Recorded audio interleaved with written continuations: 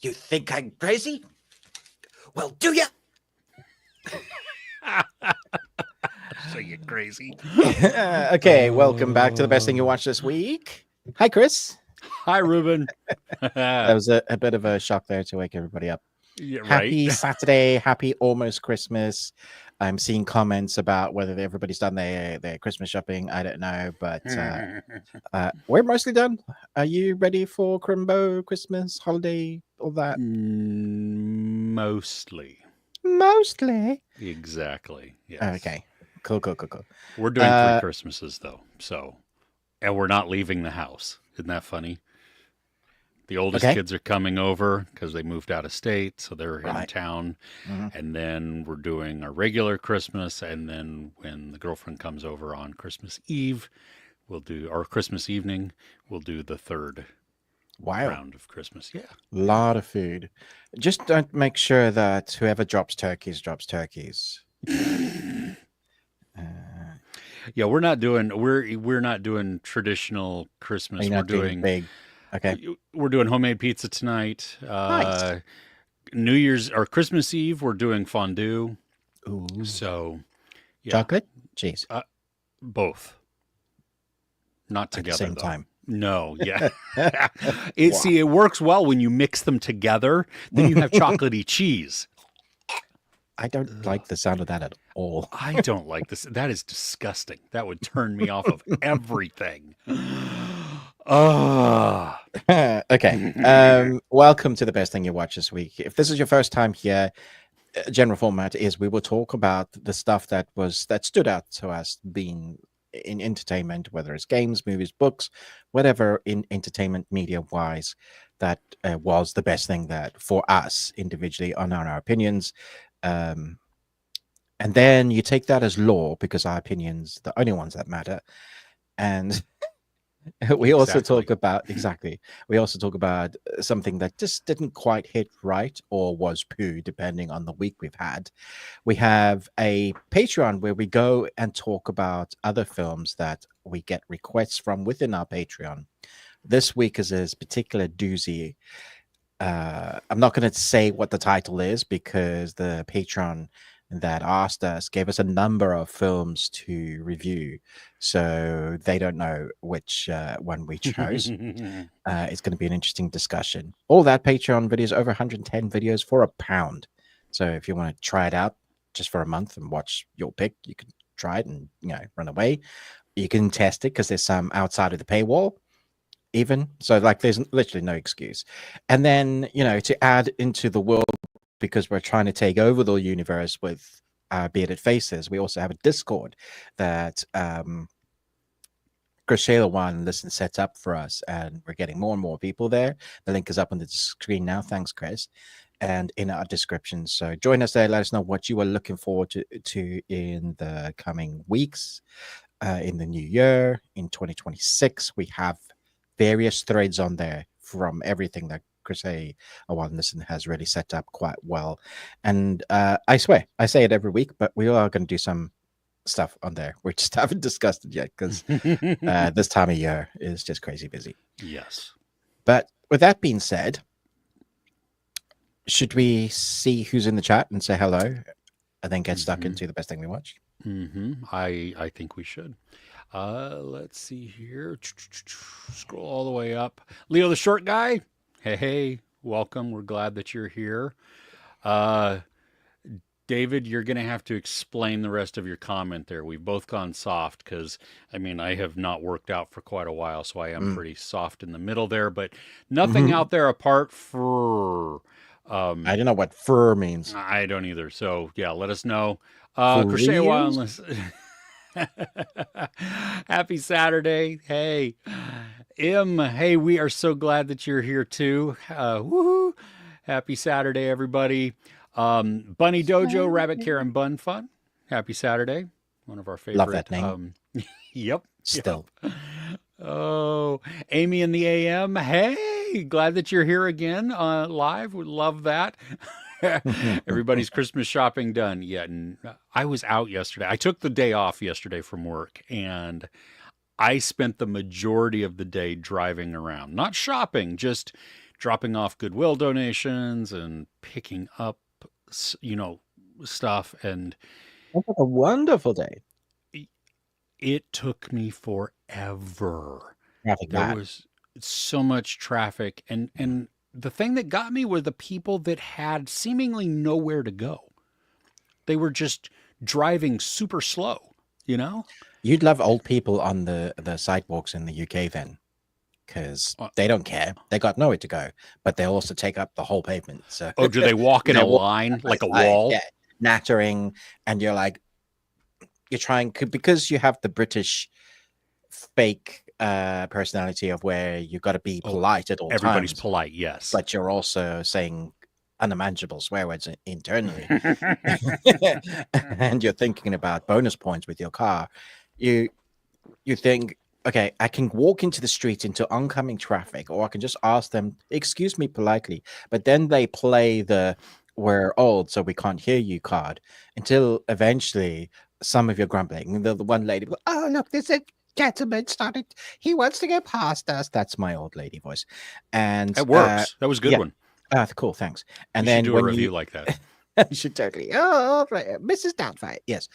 As you're trying to get through them, they'll suddenly start speed up walking like they're, 20. Oh, And I'm like, what is happening? that's like the drivers here. Like they go super slow and you move over to pass them and then they They speed up. speed. It's like, why didn't you go that speed to begin with? This isn't a competition. I'm just trying to get around you, you know? Kay, my partner, always complains about that. Like we've just gone into the fast lane, and then you pass, but they're going faster than the speed limit requires at the max speed already, but they weren't doing that like 2 seconds ago. Uh-huh. So now you've got to go 20 miles above the speed limit to pass them. Mm-hmm. What were we talking about? Okay, so I'm gonna say something and it might be offensive. I don't know. Let's see. Okay. You could just yell out, jog on, you twat waffle. That's great. Would that be okay? Yeah, it's fine. Yeah. Okay. I mean, depends on the person. They'll probably get offended. Huh? How rude. And then drink their tea. It's not actually like that, but it's so stereotype. Yeah, wow. With Love my it. top hat. Yeah, exactly. and your cane, right? Yes, and my king. Yeah, to give to Mary Poppins, right? Exactly. Oh, I'm Mary Poppins, y'all.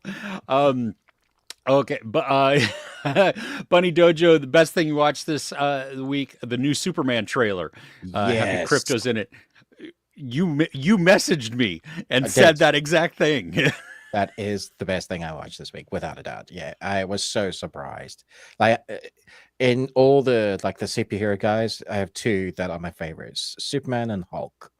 And I've liked what Snyder's done with Superman. I'm not nearly as upset as some of the other fans are with those versions. I like Sure. Henry Cavill a lot. I just don't think he got the justice or the movie that he really wanted to. But He did James get the Gunn. League, though, of Justice. Sorry, go ahead. James Gunn, he's done an anti-hero Superman movie before. He's also done superhero movies and the Guardians of the Galaxy trilogy, which is probably the best of the bunch.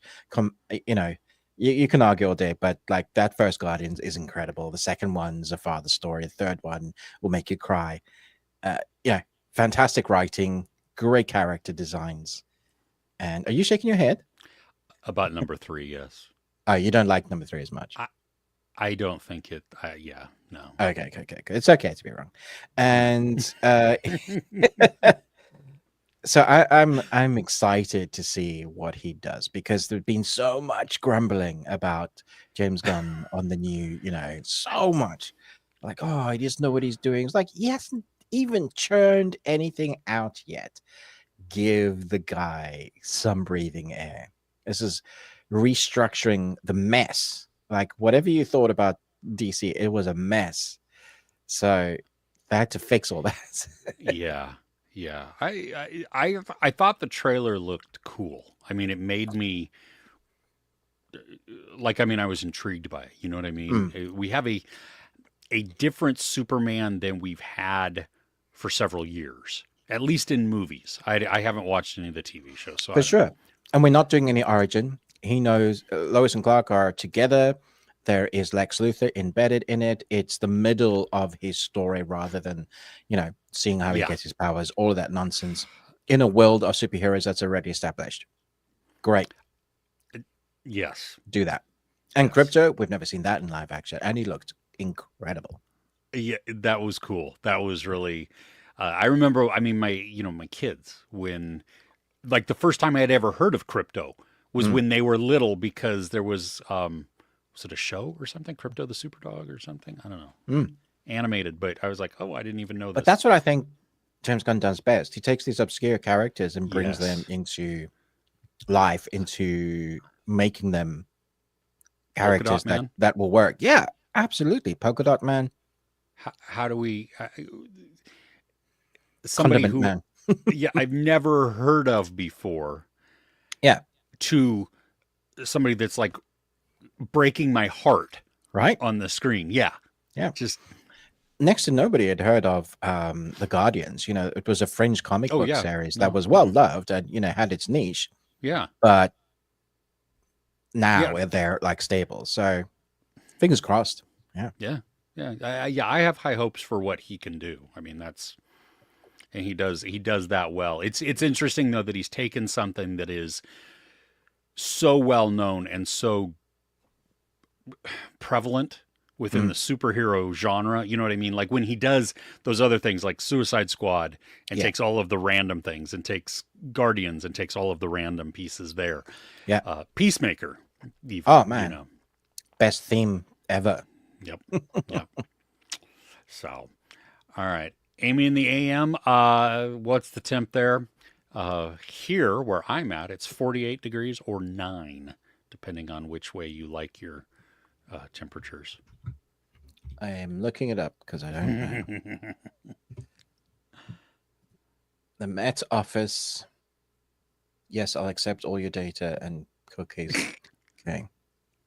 Every website I go to. Good Lord. I don't know. Okay. 12? Is it 12 there? Yeah, 11. Aberdeen is 5. Sheffield is 8. Aberdeen. Yeah, I know. Yeah, that's where we want to be. Yeah. All right. Oh, those are Celsius, by the way. Yeah. Yeah, it's here. It's 24 degrees Fahrenheit in Michigan, where Crochet Wildness is. So is that minus numbers? No, but that's Celsius? below freezing. Like as in, like 32 is freezing in Fahrenheit. Oh, so it's minus numbers in the UK then? Yes, because 0 would be So Michigan's cold. Yeah, that's brisk. Yeah. Are you cold? What did you say yours was? 48 or 9. No, no, it's nice. It's foggy outside. Yeah, and every night, we have one. We have a couple street lights around the court and stuff like that, and one of them we can see out of our bathroom window, and it is like Exorcist. Nice, that lamp from The Exorcist, where it's just or Harry Potter, or we could go something prettier. But I understand the Exorcist. Ding, ding, ding, ding, ding, ding. Oh, Dennis, good morning. The bearded ones. Hey, are you a bearded one as well? Oh, mine's getting scraggly, getting a bit wild. Mine, I have to keep trimming it because it goes weird. Mine doesn't grow how I would like it to, and I don't have the patience. What does it do? It goes left. No, it like curls up on itself. It's really weird. Like when it's shorter, it'll stay straight. And I have a beard straightener even, but it just I don't know. Anyway, Rye the Horror Guy. Hey, love how James Gunn got his start at Troma, and now he's huge in Hollywood. I didn't know that he started there. What's Troma? Toxic Avenger. Oh yeah. Okay, so that studio, the ones that produce that and all kinds of wild stuff. Those B horror. Yeah. Oh, fantastic. Yeah, Tromeo and Juliet, the whole thing. Yeah. I did not realize that. That's pretty cool. That's really cool. Jinx, Nice. no take it back. Yeah. Okay. Okay. For Amy and the AM, it's 32. So right at freezing there for you, Ruben. 0. Oh, Take the day off. Gonna finish up your shopping. Good. Good. Well, I hope that you get to like not be frustrated by people around you. I don't want to feed the beast that is Amazon, but I'm telling you.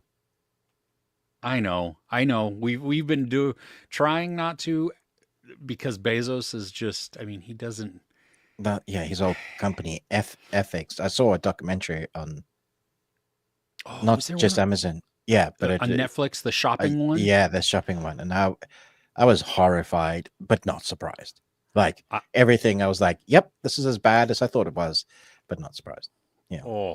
I haven't seen that, but but Oh, that it will depress you, reaction man. is what I've heard from Yeah. and seen. So, Yeah. Okay.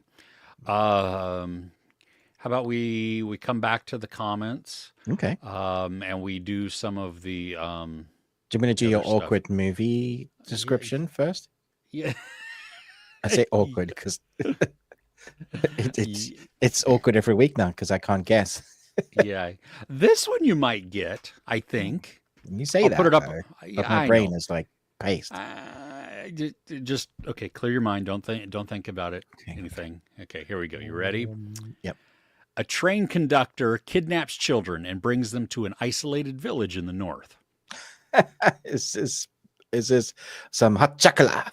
Yes. See, you got okay. it. Yeah. I mean, because that's a horror. It's seared into my mind. Yes. Right. Oh, okay. What's your Amy got it right. Amy did Nice get it right. Yep. Polar Express. Yep. So my question is, we were talking about this this week, and I thought it was a good question to ask everybody in the comments and those on the playback. Let us know in the comments what your thoughts are. I guess you could do your top 3 of your favorite comic book movies that aren't linked to any big brand. So no DC, no Marvel, no like long comic book series like Judge Dredd. Or what are some of those indie unusual that could be classed as a superhero movie? That's okay. Kick-Ass. Kick-Ass, yep, for sure. I would. The first one. I haven't seen the second one, so I don't know. But I'm going to put this in there. I have no idea. I seriously doubt it's even a graphic novel, but Chronicle. Fantastic choice. Love that film. I don't know if it is. I think it's a unique story. I think it is too, and I love it. That is like, it's great. Great choice. Yeah. I don't know what else. Like what? I'm a huge fan of Hancock. I think that's one of Will Smith's best. And it helps because of the Charlize Theron character that's in there, as well as the guy that's trying to humanize that character, has lost all his, and he doesn't know what he is. He's a hobo, powerful entity. They don't know what to do with him. When that first came out, I didn't like it, and I think what it was is that I was listening to too much of the hype around it, because I rewatched it, I don't know, a handful of years ago, and I like that. I was like, this is really good. I mean, the character study in this and just between the two, yeah, nice. Yeah. There's a film called Super. Have you ever seen that? Is that with Rainn Wilson?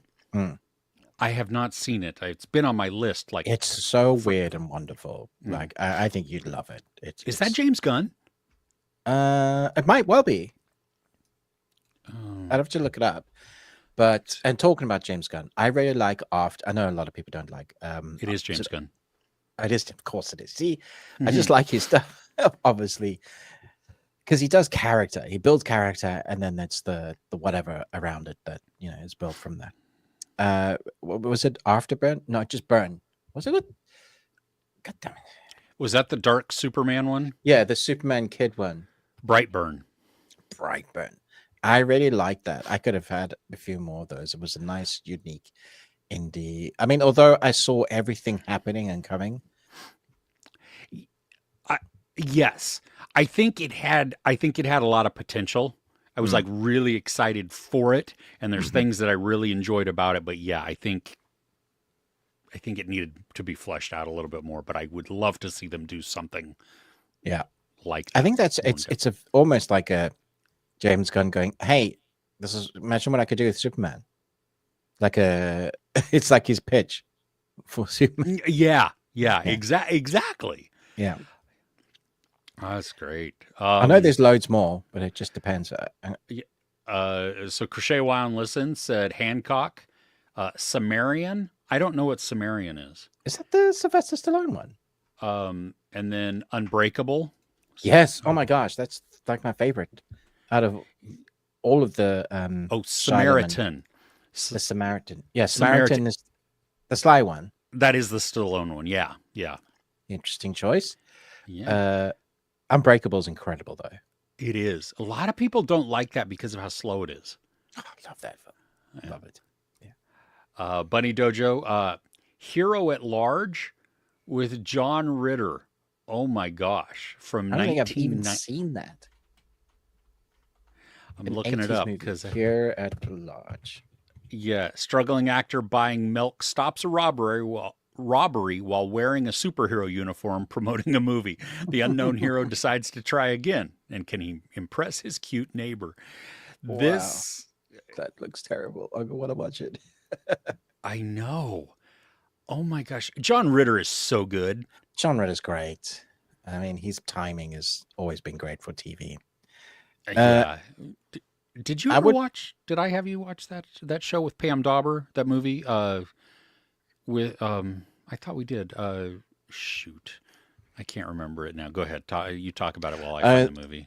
Another one that I don't know. This film kind of came and went, and when it came out, a lot of the critics hated it. But after the years came out, there was this niche of similar to what would be built from cult films like Donnie Darko. But have you ever seen Mystery Men? Is that with Ben Stiller? Yeah, huge cast. L- Long time ago. Like I think I've only seen it once. Because that film is old. It's 1999, but it retains some of the magic because of the actors that you have in it. William H. Macy, it's fantastic in it as well. Mm, Jeffrey okay. Rush, Greg Kinnear. Yeah. Stay tuned. Where they get Okay. sucked into the TV and it's Oh all the yeah, different channels. that's Yeah, great. Yeah. yeah, yeah. Oh, Dennis chiming in with It for John Ritter. What? It. He was in the miniseries. Oh, of course. Yes, he was. Yeah. Yeah, yeah. Mm. Oh, greatest American hero. Oh my gosh, I have season 1 on DVD someplace. Oh, I don't know did what you that ever is. watch that? You oh, believe it or not, I'm walking on air. I know that. Never thought I could be so free. Yeah, no, this wasn't a thing growing up. Oh man, especially as Yeah. somebody who loved watching American TV. Yeah. Yeah, I this wonder was why this didn't come to our corner.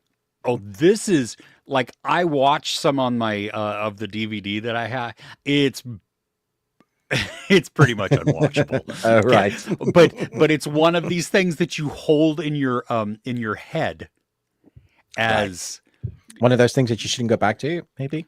no, but it's wonderful. I mean, it's oh, William Catt and yeah. I mean, TV superheroes. That's another whole genre, isn't it? Like Yeah. especially Yeah. from the 80s, we had so many. Did you ever watch a series called Briscoe County Jr.? That's what's his bucket? S-Mart. Yeah, Shop Esmond. Yeah, Yeah. it I did not watch that. yeah, that was like Friday, just before MacGyver sort of time. And right around X-Files too, right? Yeah, yeah, it was like the perfect Friday evening. Sometimes I used to stack them all up, like have Briscoe, have MacGyver, maybe Knight Rider, and then X Files and stuff. So good. Nice. Okay, Crochet Wildness and Kick Ass Yeah. also. Dennis said it's 9 Celsius in Vancouver, and he is a bearded one. Nice. Well, having That's it so funny. I 9, was reading that as a comic book hero movie. It's 9 Celsius in Vancouver. I haven't heard of that. that is a great not only title of a movie, but that's a great band name. Yeah. I call that one. That's my Okay. band name. I get it. Uh, Hero at Large has amazing ending when the public saved him when they see him running into burning building with no powers, only kindness. Oh gosh, yeah. See, that sounds. I mean, that's heartwarming. Yeah. You know. And thank you, Bruce Campbell. Yes, brain is Evil not. Dead legend. Yeah. Yes, my. I'm just starting my coffee, so you know. Hey. All right, Ruben. Should we get into Yeah. actually the best thing we watched this week? Yeah. Okay. What you got? Okay, so got a film that's coming out. Embargo, it comes out on the 30th here in the UK. I don't know if that's the same for the US. But I got special dispensation to talk about this movie just for this week, as long No as I spoilers. repost. No spoilers. As long as I repost the review later on. So here we go. It's called The Damned. It's directed by Thorder Paulson. It's a 19th century widow has to make an impossible choice when daring. Sorry, impossible choice when during. Good lord. Speaking and reading. 19th century widow has to make an impossible choice when, during an especially cruel winter, a foreign ship sinks off the coast of her Icelandic fishing village. This stars Odessa Young, Joe Cole, who I thought was particularly good in this. There's a number of actors you'll see. Rory McCain as Ragnar. Uh, this film's going to make you cold. That's for definite. Love it. It's it's everything you love, Chris. Basically, snow, mountains, coldness, mist, and sort of folklore story. Oh. It whatever camera they were using to make this movie, when it's nighttime and the the supernatural element starts coming into the storyline. Mm-hmm. There's blacks that are it's not grainy, it's just black. Like Really? black, black, black. And uh I didn't know what to make of it, but I was so impressed with how they shot it because you got everything's lit by lanterns at night or candles, because you know of when it is set. So you got the glows of some stuff, supernatural elements starting to come in, and then the shadow that is in the corner will start to move, and it plays on that trope when you're late at night and you're sleeping and you wake up and you look at your curtain and it's shaped in a way to look like a monster or an entity, and then you switch on your lamp and it's just your coat hung up in a strange way, right? So it has those settings. Now it's I wouldn't say it's like it's a horror, but it's definitely a thriller, but there's beautiful patience in the shots without being boring, just building up atmosphere and tension. And so what this film really is, it's a play on, I guess, hysteria.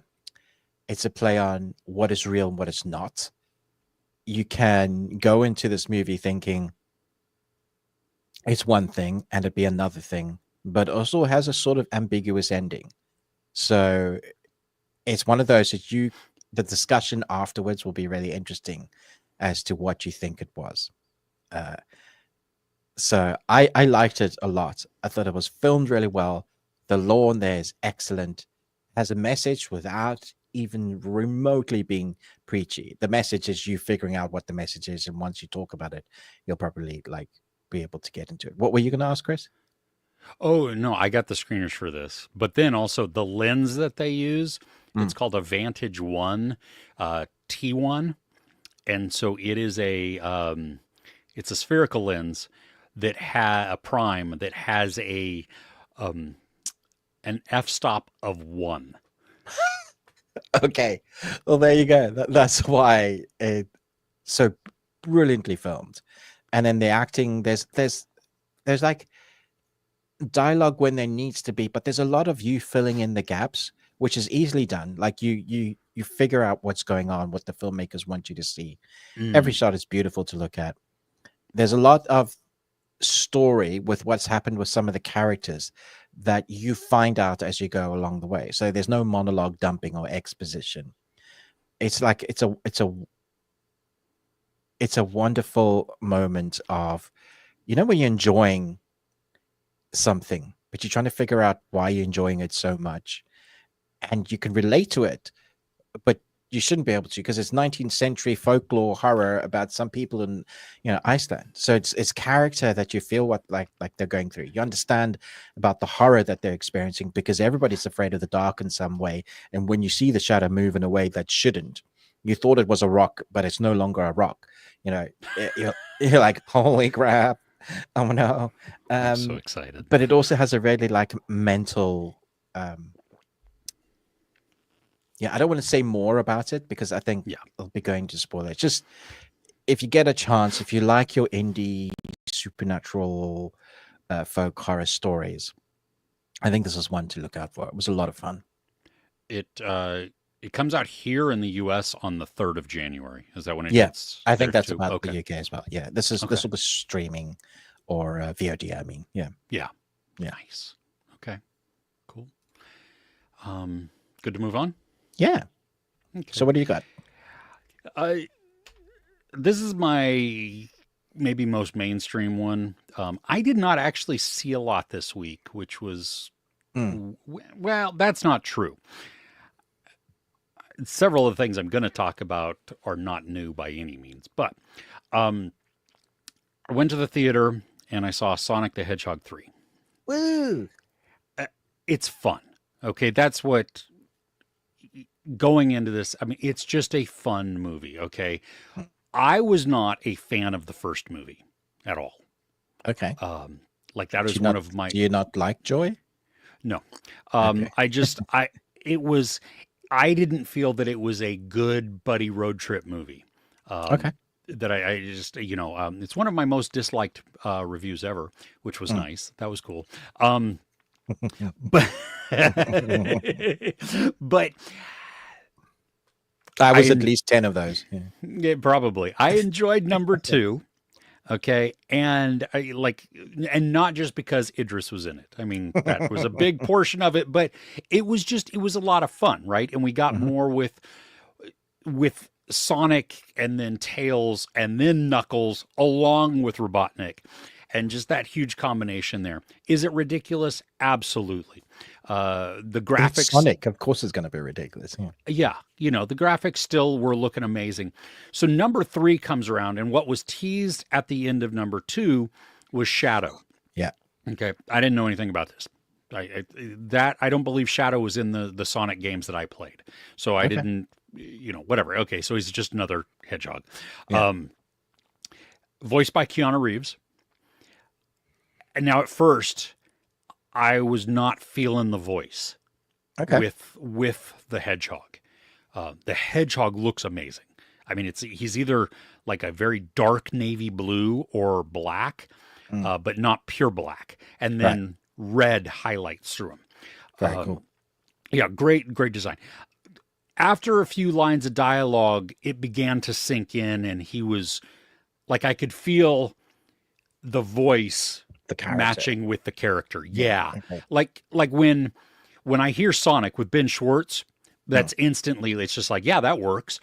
Even Idris as Knuckles worked instantly. Yeah, this one, it took me a second, no big deal, but then it did work.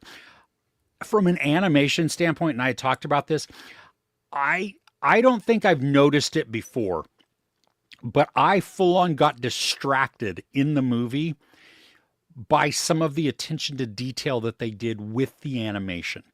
Oh, that's interesting. There is a point where you see Sonic's glove coming out, and it's just that white little thing, okay? They don't need to spend time on texturing his white glove very much. I mean, you know what I mean? It's like, it's a white glove with fingers in it. I would much rather his quills be more textured and look legit than his glove. But on his glove, you could see fibers coming off like it was a real glove.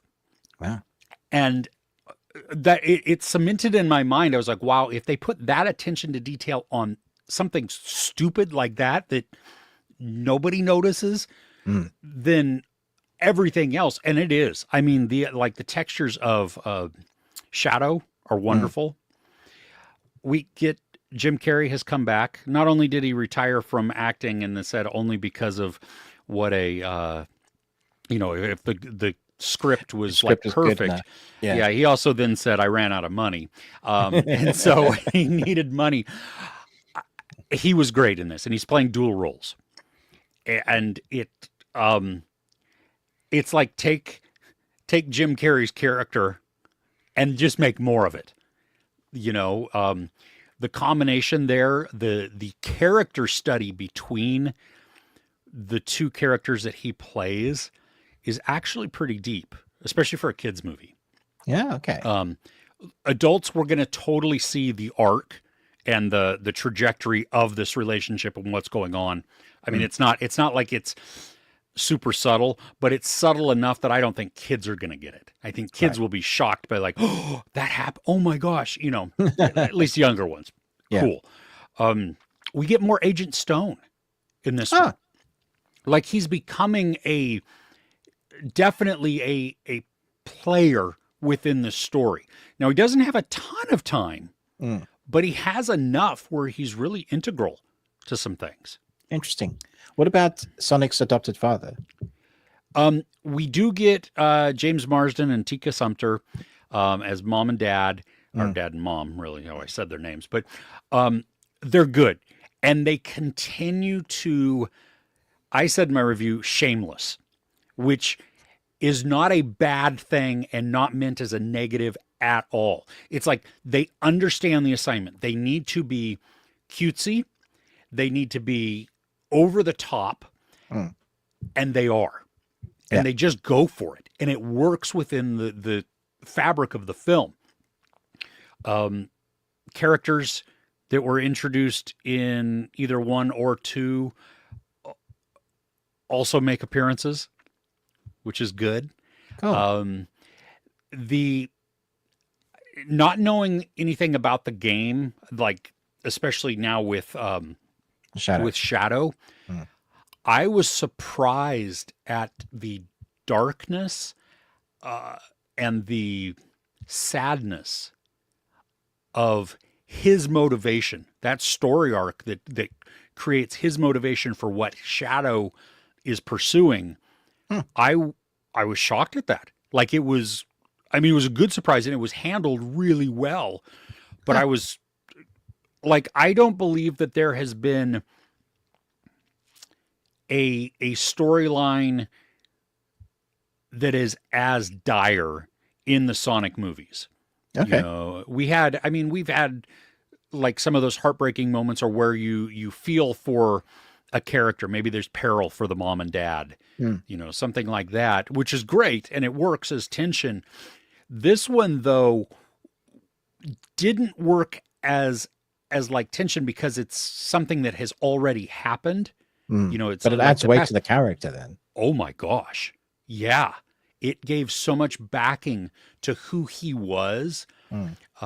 So it makes the fight that eventually occurs, that's coming. And we know it's going to come because that's what we want to see, a battle between the hedgehogs, just like we saw with Sonic and Knuckles, Yeah.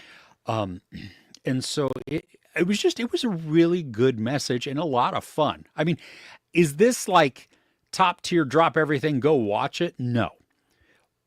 But as far as Christmas time, well, no, let me take that back because that's going to like disqualify. It's just a fun movie to see anytime. Yeah. Okay. Then during Christmas time, because there are some movies like there's A Complete Unknown, there's Nosferatu, The Fire Inside. These are, either dramas or horrors or something that are coming out at Christmas time. But then you also have Mufasa, and you have Sonic. Yeah. If you're looking for a family movie, now I didn't see Mufasa, but I mean, come on, you have an animated live action movie. I don't know why they call it live action because there might be real trees in it, but anyway, Sonic is a great movie for pretty much all ages, really. Just fun, lighthearted, under 2 hours. Huh? I did not like that number 2 was over 2 hours. That was ridiculous. That shouldn't have happened. And this was like an hour 50, something like that. So nice. Anyway, yes, good to go. Awesome. Okay. Do you want to go back to the comments? Yes. There we go. Find out. Okay.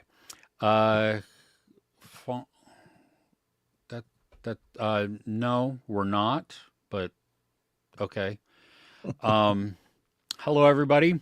How are you? Seven Seas Drama. We are so glad you're here. Thank you, Seven Seas Drama. That's just taking care of that there.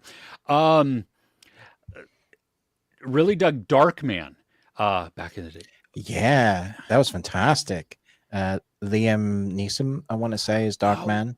Yeah. There was a trilogy, in fact. I don't know if he came back to do 2 or 3, but the first one was incredible.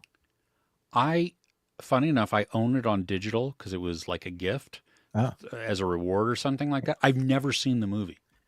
You should give it a go. It's one of the few. I want to say there are comics, but it's an 18, so it's an adult comic.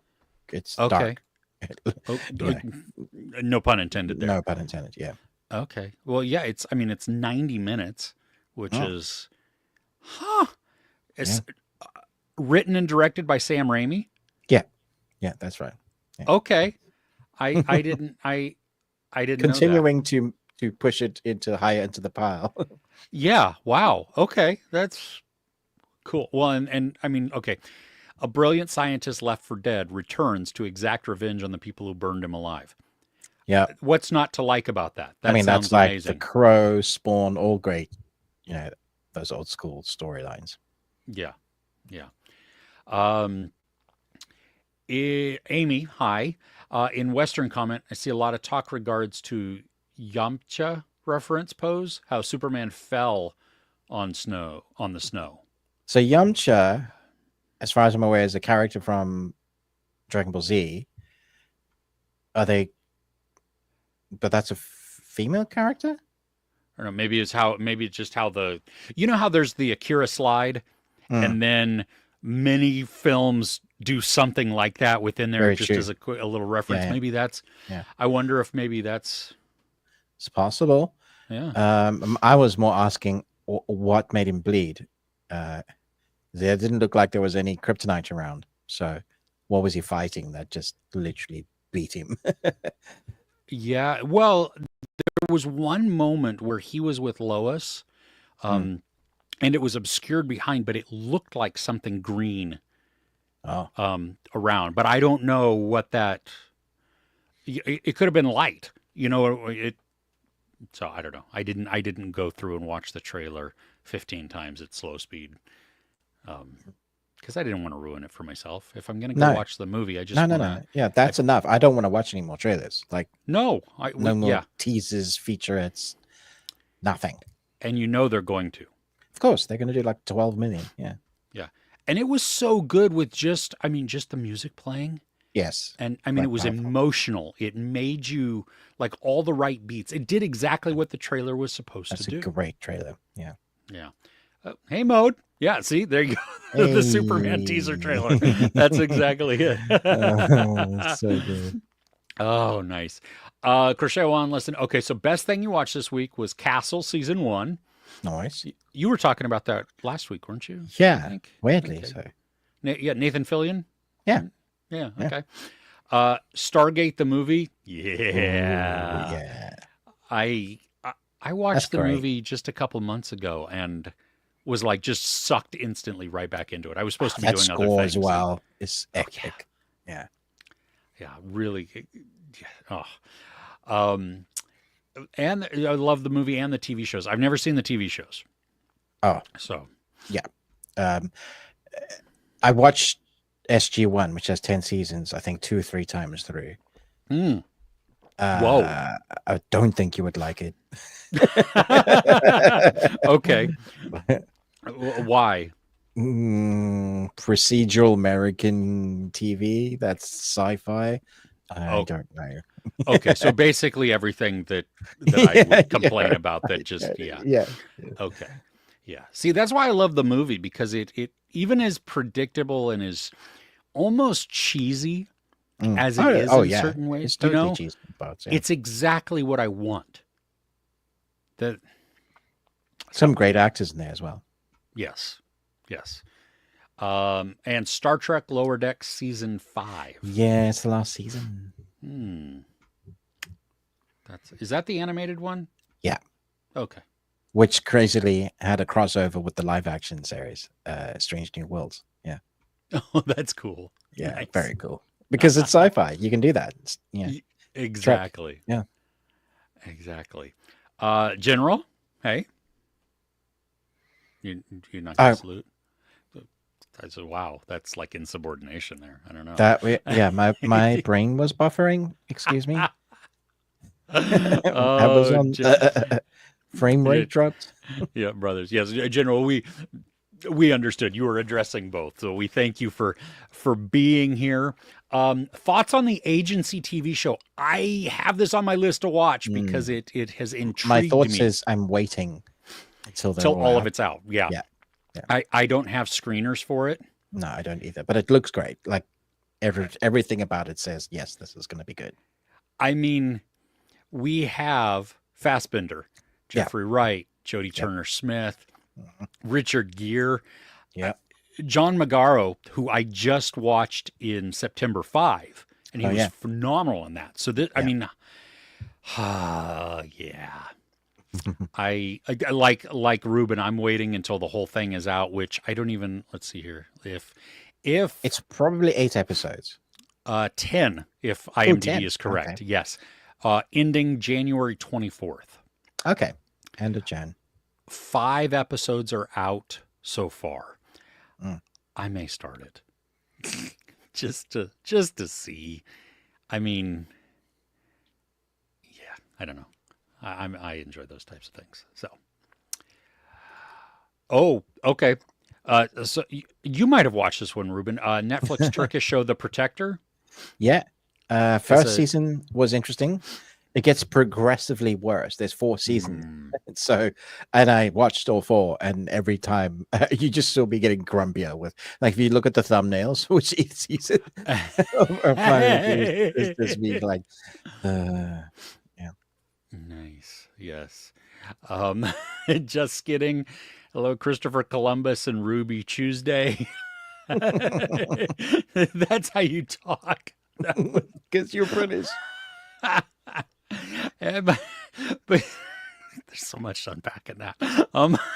Because wasn't Christopher Columbus Italian? Yeah, he's not British. Yeah. No, this is my angry face now. My scowly face.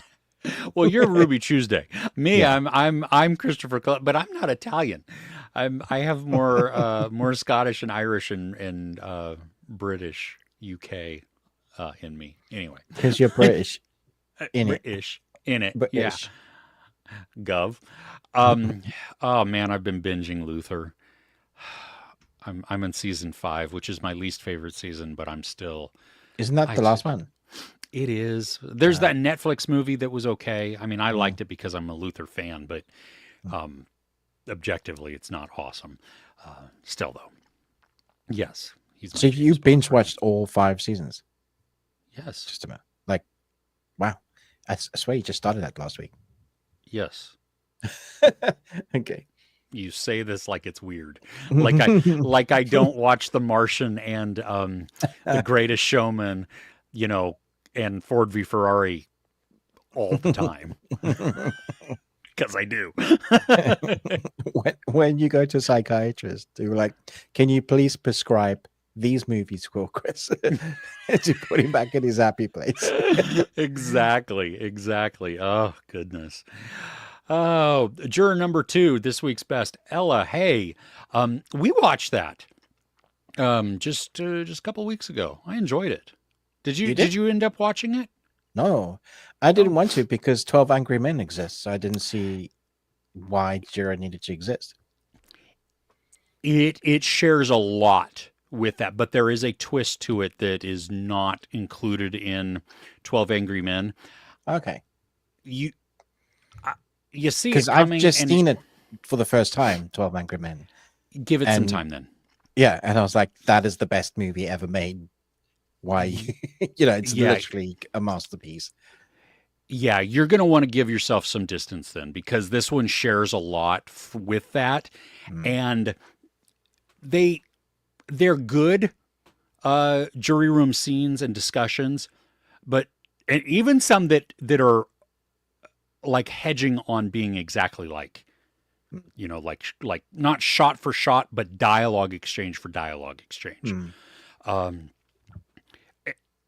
not done as well as 12 Angry Men. Still enjoyable. The I think Nicholas Holt was really good in it. I All wish right. Tony Yeah. Collette would have been Tony Collette and Chris Messina.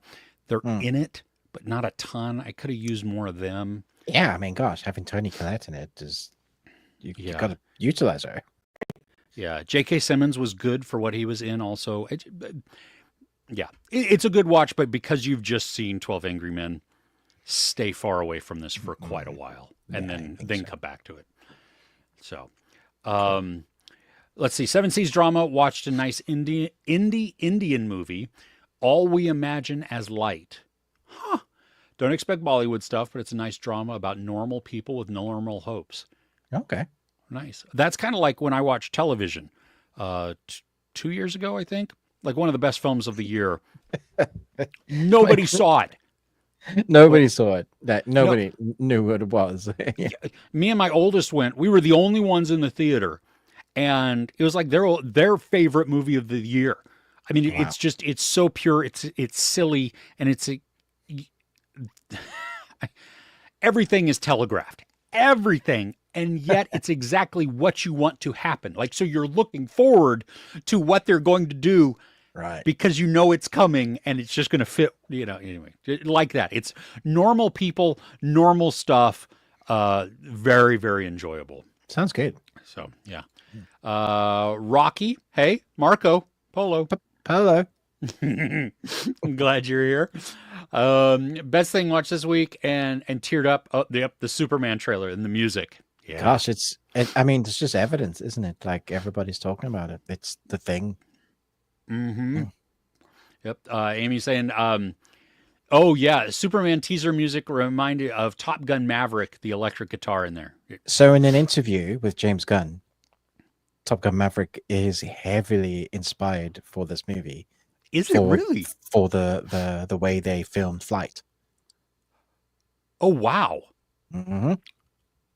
I'm really excited for that because I mean, the Apparently movie that we didn't think was going to exist. They've utilized new state-of-the-art drones, many of them. Oh wow. Yeah, for watching him fly, for probably third person, I imagine, flying. Yeah, so I'm excited to see because the technology is there now. We don't have to do person on green screen on a box pretending with the wind machine, blowing. Yeah. You literally can do up and away. So Yeah. yeah, can't wait. Okay. So General, thank you. I want to watch 2 episodes of The Earth Abides. It's looking good until now. It's a slow burn but intriguing. And Chris, since I'm covering for Ruben, I can push ups with it. What? When you didn't salute. Oh. For insubordination. Great. Right. So I have to do that now too. Thank you. Okay. Sorry, I got distracted. But you said push-ups, but didn't say how many. So 2. I can do, to quote John Panette, I don't do ups.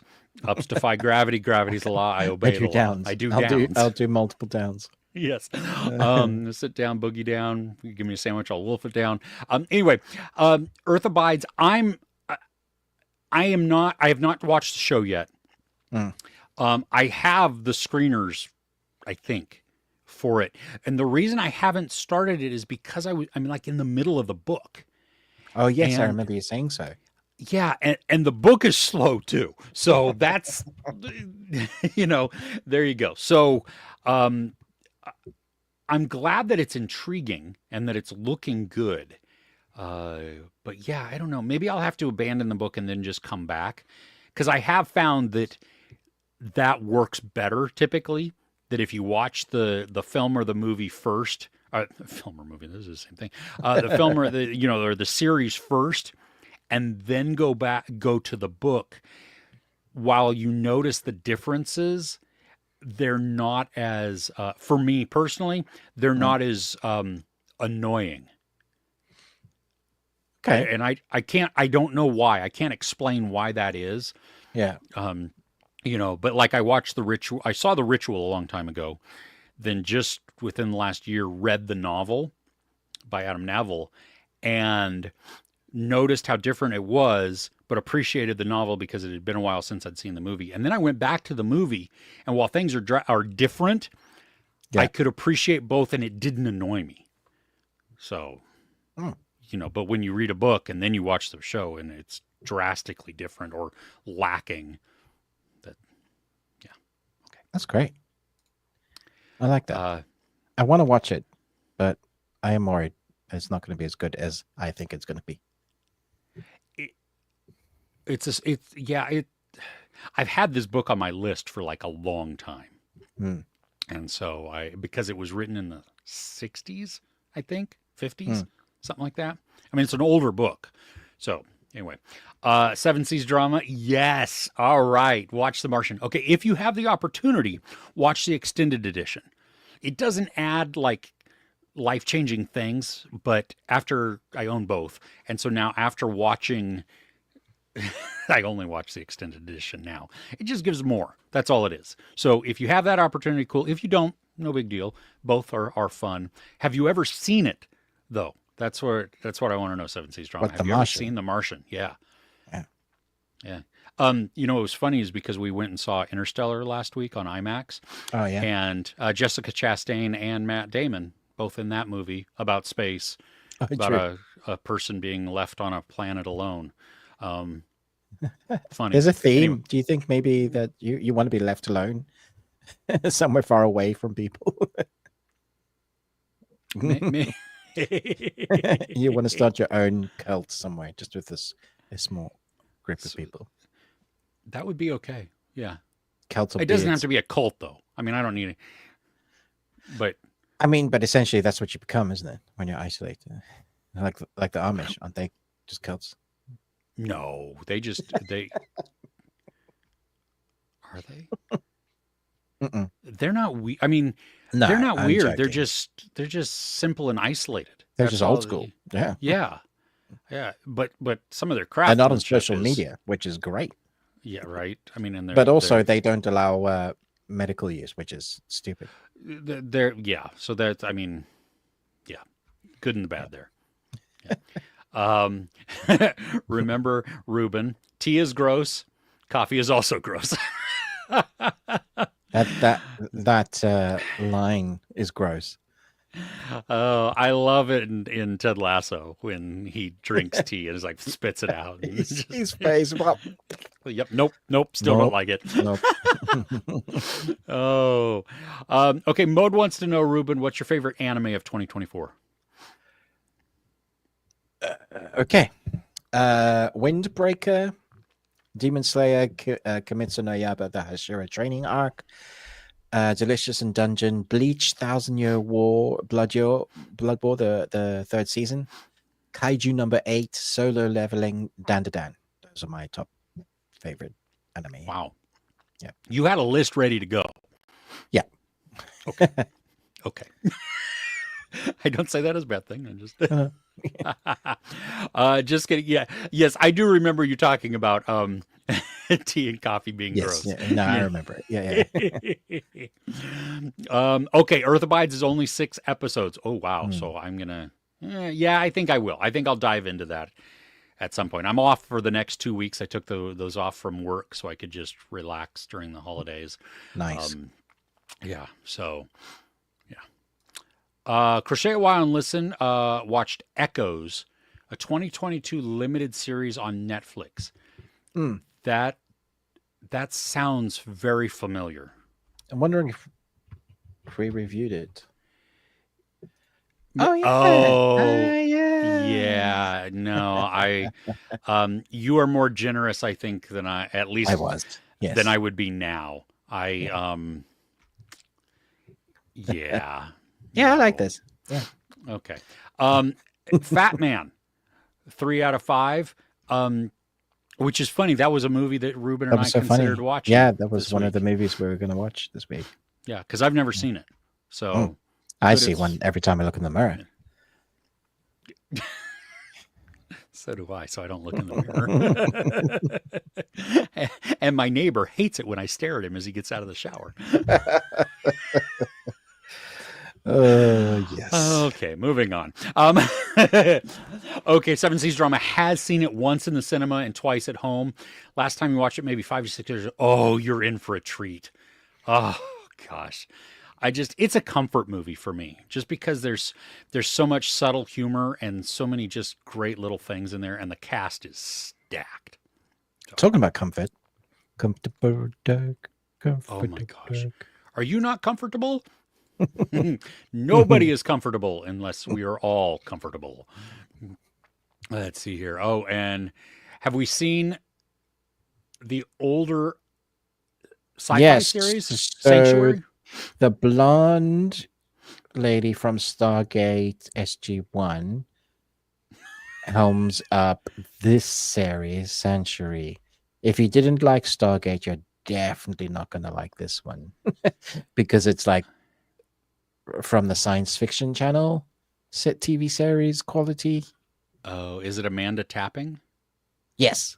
That's okay. Helen Magnus. You're such a dingus. It has Christopher Heyerdahl in it, though. Sure.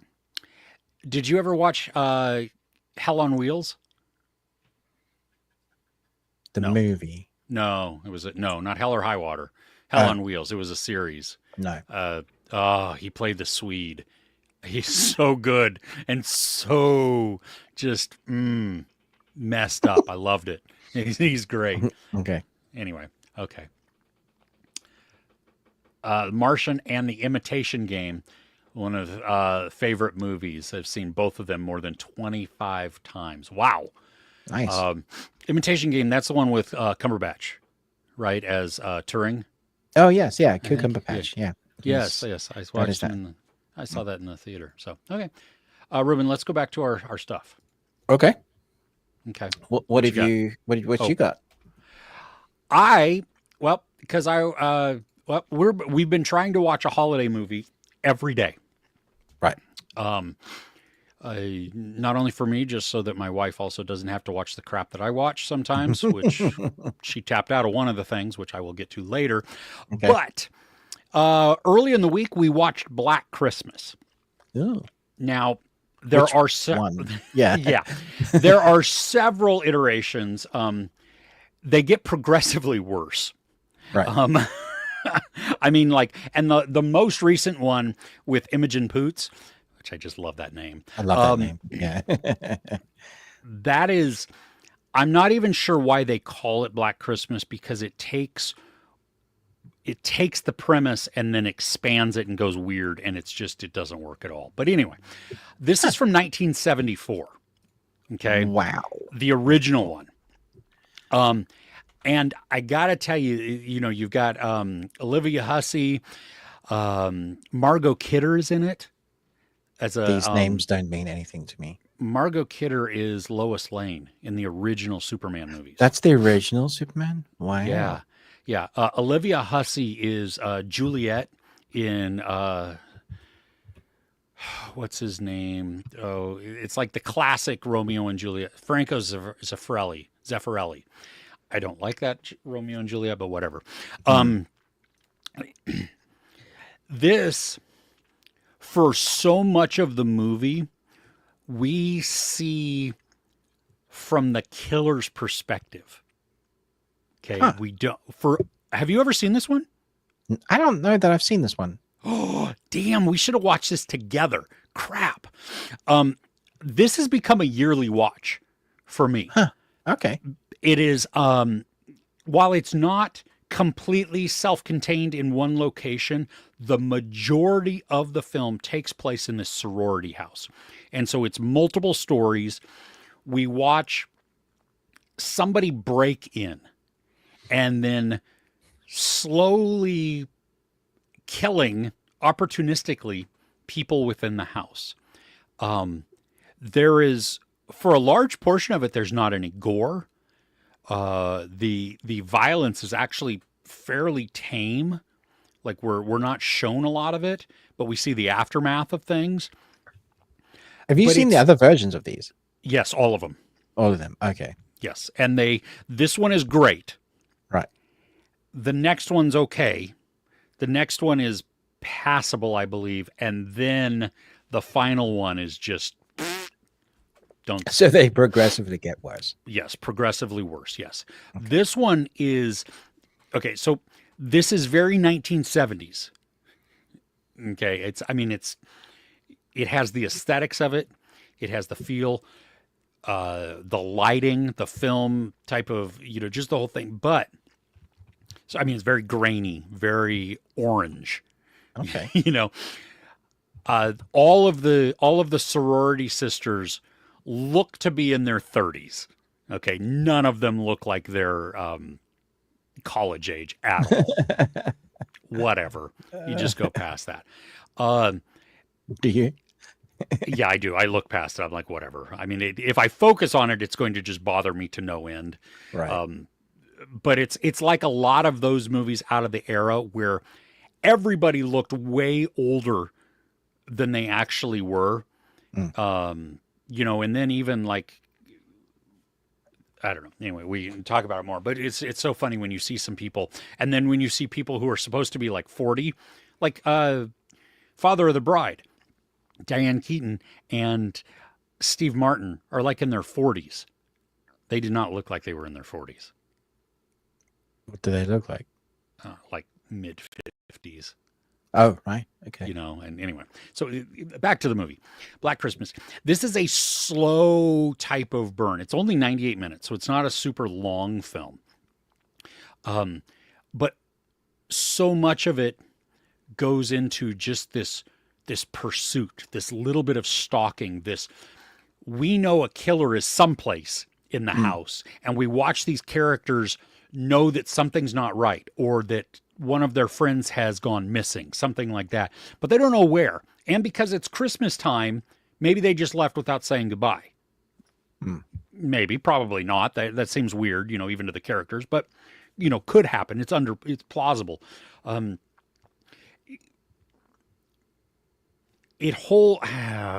don't know.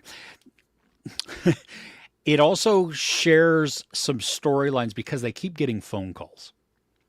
And you don't know, are the phone calls just like weirdo prank calls because they're calling a girl sorority house and somebody's just getting off on being lewd and crude on the phone, or what? Yeah. I like, though, that the movie ends on an unsettling note.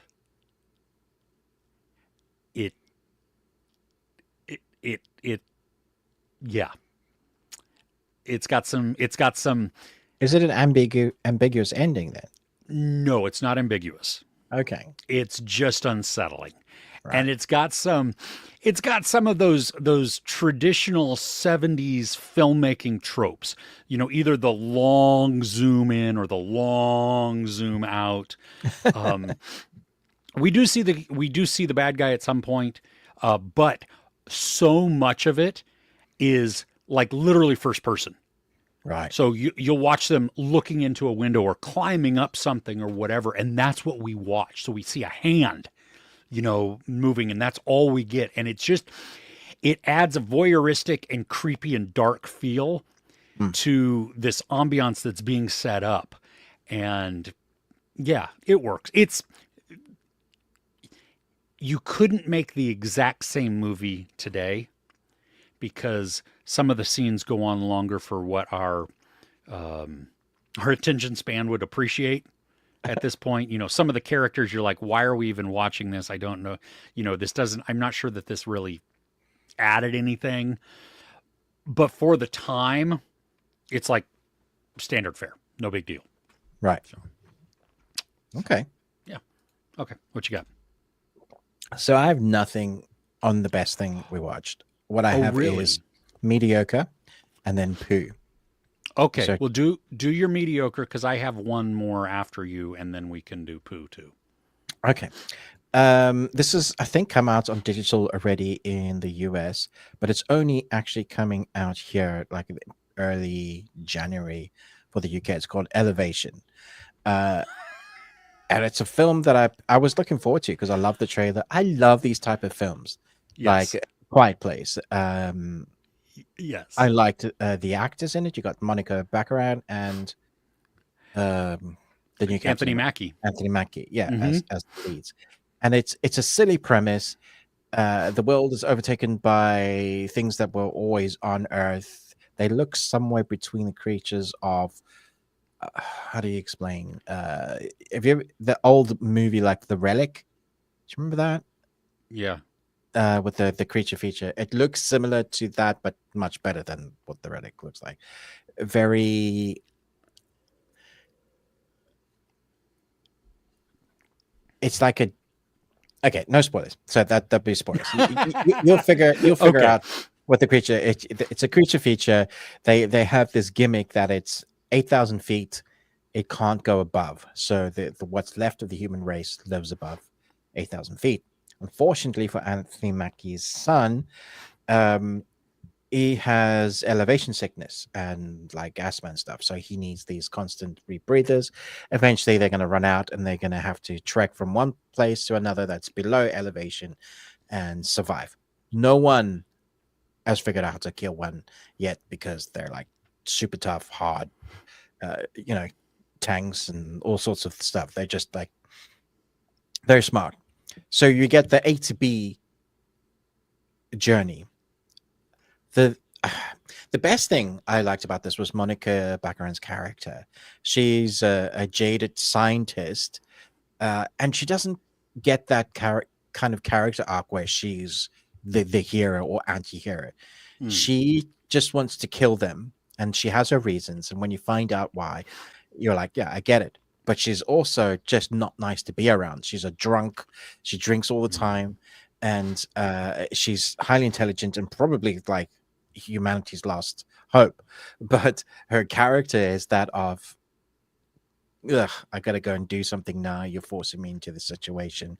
And I like that. So she plays it well. It's unusual to see because I totally expected her to suddenly, pick up a gun and now she goes from anti-hero to badass, sort of Sigourney Weaver. No, when you see her character, when she encounters these creatures, she's terrified. Like she's literally crying and scared, but knowing that she's got to, put the next foot forward to be able to, help. So that interaction with Anthony Mackie's interaction was really interesting. And there's the threat of time because that they've run out of the last air filter for the sun, and so they've got to go there and back. And of course, things are going to go wrong, and it makes it fun. The thing is, it obviously has budget constraints because we don't get enough of the monsters. It plays a lot with the less is more, and that works for a certain extent. Like that's great. Alien did it perfectly. First 45 minutes of the movie, you don't see anything, and then all hell breaks loose. This, we get little bits where you see it, maybe slightly blurred or in the distance, but we never really get the fight that I wanted to see.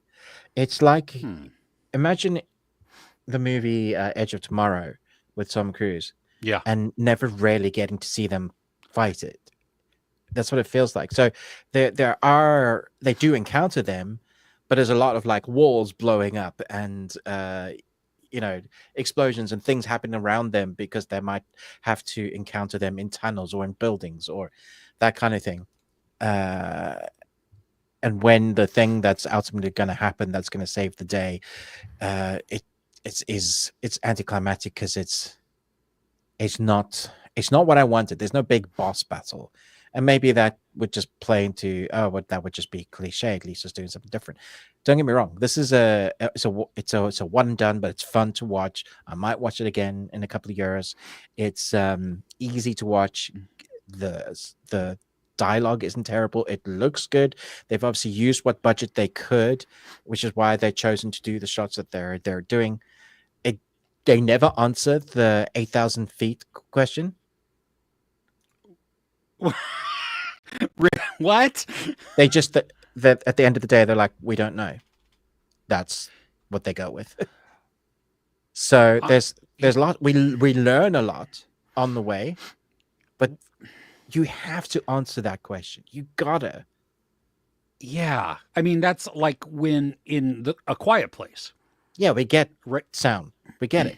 Yeah, we get a way to defeat them or to understand what makes them work, something like that. Like painted dots on the ground to map out a route for where the humans need to stand behind, and the monsters will come and go, like screech to stop sort of thing, and they won't dare to go past it. But you don't know why. You never know why. Yeah. Why don't they just set up a giant tube with a big fan on it, below 8,000 and just blow air up so that the sun can breathe? Yeah. I don't know. Okay. They could have done that, probably. Probably. I'm sure that's how that works. Hey, don't question it, I mean, Yeah. No, so I liked it. Like, I did. I really enjoyed it. But I was also like, people that go into movies to pick them apart are going to have a field day with this movie. Oh. Are you glad you did not see this in the theater? For sure. Yeah. Okay. But like an on-demand or even waiting for streaming would be... Absolutely. Okay. It would be a good fun watch, yeah. Casual type thing. It's exactly that. Okay. Let's continue on before we go back to the chat really quick. I'll just touch on... that way we can move forward. Mine, the other one that I watched, and we just watched it Thursday, I think? Yesterday? I don't remember what. Krampus. From 2015. It's a PG-13 Christmas horror. It's a 15 in the UK. Okay. Well, I feel like it deserves that. Even though we watched it, 2 years ago, I think, maybe that was the first time I'd ever seen it, I had forgotten a lot of it. And I'm surprised at how dark this movie really is. This film is brutal. It starts off like a classic Christmas family movie, and then it pulls off the blinders. Like the first person to bite it was completely unexpected, right? Because that's one of the rules normally, right? Seriously, you don't you pick off the bad ones first. Maybe not the bad one because you need something to like yay when they finally get taken out.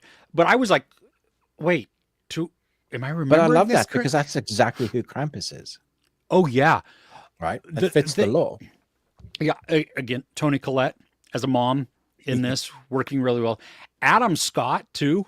Love him in this role because he's kind of the detached workaholic dad. Yeah. But he cares so much for his children. Yeah. Even though his marriage is kind of on the rocks a little bit. The actor that plays the kid, Max, the son, he's the kid in Hysteria, who's the one who's in the band. You know what I mean? Like the guitarist or the bassist. By the way, people, watch Hysteria. It's great. Yeah, it is.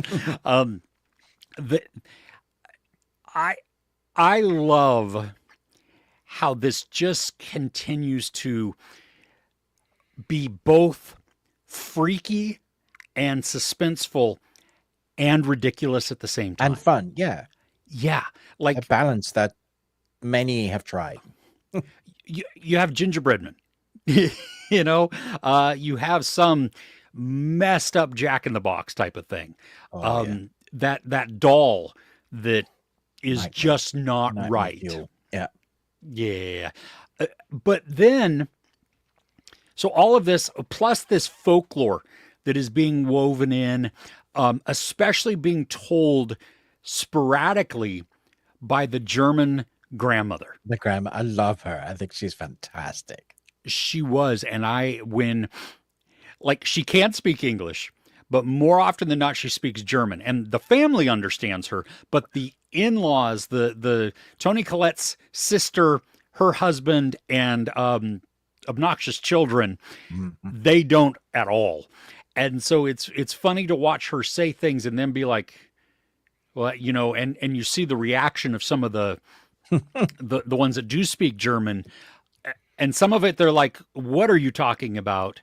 But then on the other side, it's like, "Ooh, that's freaky."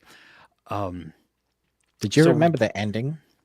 I did not, and then I was like, "Oh, just that is the cherry on top." This, yeah. If you've never seen Krampus, it's 2015. It's available on Max in the US. Mm, I'm sure on demand and everything else too. But yeah. um, definitely worth a good, creepy Christmas watch. It's not a happy movie. So No. if you're looking for, but I think some of the best, actually, if you think about Christmas movies for the most part, there is Mhm. an underlying layer of melancholy throughout most of them. Okay. There might be cheer that comes through and maybe even overtakes the melancholy at the end. But more often than not, I think there is some of that sadness that permeates. There is, it does creep in there with a lot of those Christmas movies. Mm, I was just looking up. You can watch in the UK. You can watch it on Now TV. okay, Yep. nice. Okay. Yeah. Nice. Um, should we go to comments or you want to do poo? Uh, we've still got the thing that we watched this week. That's true. When do we want to do that? Let's do our poo first and then we can end on a Finish higher on a high note. note. Yeah. Good idea. Okay. Should we do the poo? Yeah, let's do the poo. What's your Okay. poo? All right. I don't know if everybody's going to agree with me on this one, but I'm just going to say it. Tyler Perry, the 6888 movie that came out on Netflix. There's very few films that actually offend me, and I was Wow. offended and angry while watching this. And the reason being is that there's a great story here that needs to be told about the 6888. If you look up about their history, who they were, phenomenal story, female pilots, the stories about what they went through, but also what they accomplished is incredible. So it's World War II, which is a heavy enough topic. It's racism, which is a heavy enough topic. It's females who are, at that time lesser than, and Yeah. like even in this film, but in reality, what, like, can women even do that? Sort of thing is women don't do more than either patch people up or typewrite. Like, Mm-hmm. Yeah. and so that's the theory. So like sent into war or even being in charge of a mechanical plane, that sort of thing is stupid.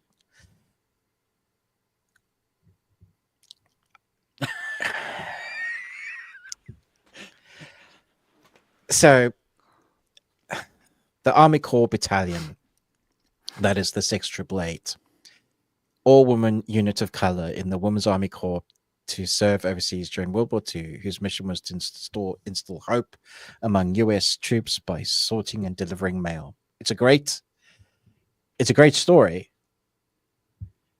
But here,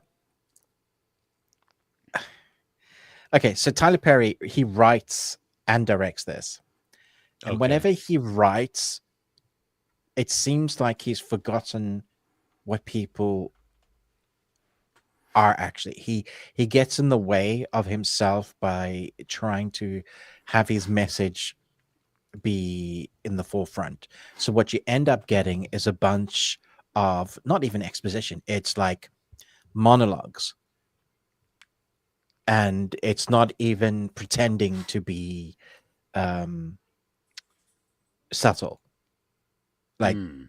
just straight up. And I think this is the worst one I've seen, where the message, the story, about the racism, about who they are, but then he's gotten his actors to be caricatures of African American people, so that they come across like they were displayed back in, let's say, the 90s and the 80s, like they were caricatures and the African American people only acted or said certain things, stereotypical African American people. And that's what he's done here. So by having a movie about racism, about females, about empowerment, about what they went through, what he's turned out being is like he's almost pushed them back into that time, rather than actually making these people relatable and feel real. Never on screen did I feel like I was watching an authentic person. It just felt like actors being told to regurgitate the script. And I can't fault them, because it's totally down to the script. You can hear it as soon as you start hearing the lines of dialogue that they were trying to deliver. There isn't much to enjoy about this film either, because there's some CG that is just shocking. It just doesn't look good at all. Ooh. The forced romances are clunky. The score feels out of place. The movie feels way too long. And then the message, apart from it being all preachy, ends up being about what they've gone through rather than what they've accomplished. And so at the end of it, I was more peeved and pissed off that you've taken a story that could have been incredible. Imagine someone like Christopher Nolan, who did 1917, did this story, or Steven Spielberg. I was more upset for the story not being told in a real way. And so this movie is bad, but it's bad like it's compounding the fact that it's because it's so many reasons.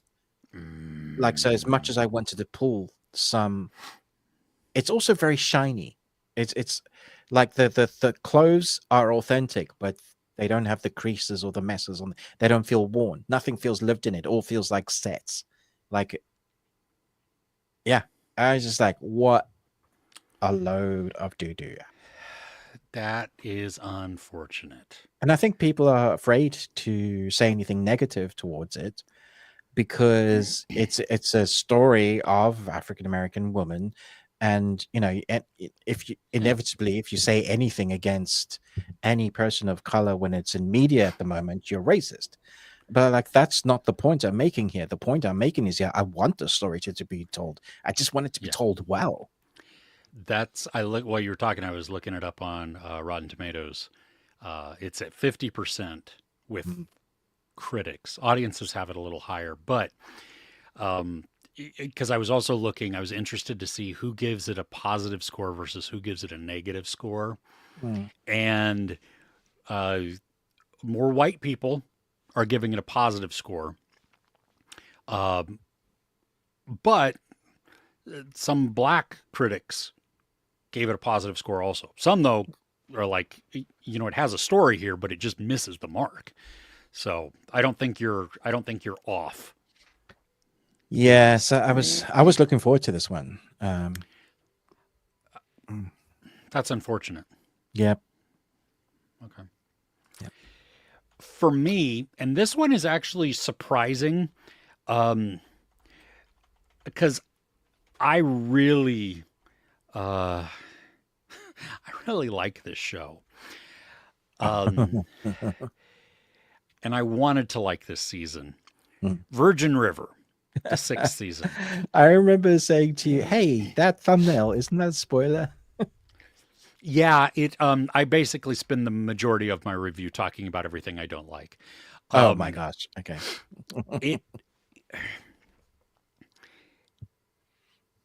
To talk about or to complain about melodrama would be disingenuous. Yeah, you know what I because mean? the whole thing's about melodrama. It is That's the drama. what the show is. Yeah. Yes. What the biggest issue for me, though, was they are packing now in so many different story arcs that literally we're spending 2 to 3 minutes with a character or their storyline and then jumping someplace else and jumping someplace else and I wonder if jumping the someplace books are else. like this. I don't know. It what I feel is that I'm losing out on some of the core stories that made what the show was so enjoyable. You know, we've introduced so many characters now that the show feels like we have to follow them. Mm. Like a character that has been there since season 1, Charmaine. Yeah. Jack's ex fiance or girlfriend, whatever. Yeah. She makes an appearance in this season. There's no reason to do that except they make a reason to do that then. Like you could completely cut that storyline out. Just let her go live her life with her kids. You know what I mean? Just because what they're doing is now they're throwing in another complication with that. And then a complication with Brady and Bree and Mike and the triangle that between them. And then, I mean, the central thing of this season 2 is Jack and Mel's wedding. And we get that, but it occurred to me that every single time a character or characters are having a happy moment, in the next breath, it is ruined by something that is unexpected. And I totally use unexpected in air quotes because literally you'll go, I bet this is about to happen, and roll your eyes in the back of your head, and then it does. Yeah. Yeah. And it's like, can't you let your characters have a moment of peace and happiness and joy? Like, let us experience those that are for them. Often the best episodes of a TV series, when you get totally different 24, right? Jack Bauer's gone through 17 hours of hell, and he gets one episode will do like a half an hour. He's with his family, and you love it. It gives the character and the story time to breathe before we go into the next drama. That's exactly it. There is no breathing in this one because we know that the shoe is going to drop in just a second. And that predictability within a very predictable show. Okay, so my issue is not that the show is predictable. No. Don't get me wrong. Everything is telegraphed. You know exactly where everything is going. But the fact that that portion and that trope of storytelling that they use it's negatively impacting the experience of the show. Because I'm all for the melodrama. I want some of this, but I also want to ride a storyline that is very high. Yeah. You know, balance this out. And what we're losing is a complete balance of that. And it's just. Oh, sad it's going that way. Yeah. Yeah. Am I going to watch season 7? Well, of course I am. Because, yes. I presume that they're going to finish the books. There's probably like 8 or 10 books, but they're this far in. I don't know. I don't even know where they're at. They may have gone off the rails with it already. I don't know. My wife, though, who has been, I'm pretty sure that she's the one actually who started watching it. And then I watched and then got hooked into it. Yeah. She tapped out. Wow. Okay. She was like, you go ahead and finish this season. I don't want to watch it. So that, I mean, so anyway, will I watch season 7? Of course. Am I looking forward to it? No, not particularly. So here's hoping, fingers crossed, that they're going to improve, do something different with the storytelling. Okay. Wow. Okay. Shall we go to the comments and then we'll go into the thing we watched? Sure. Okay.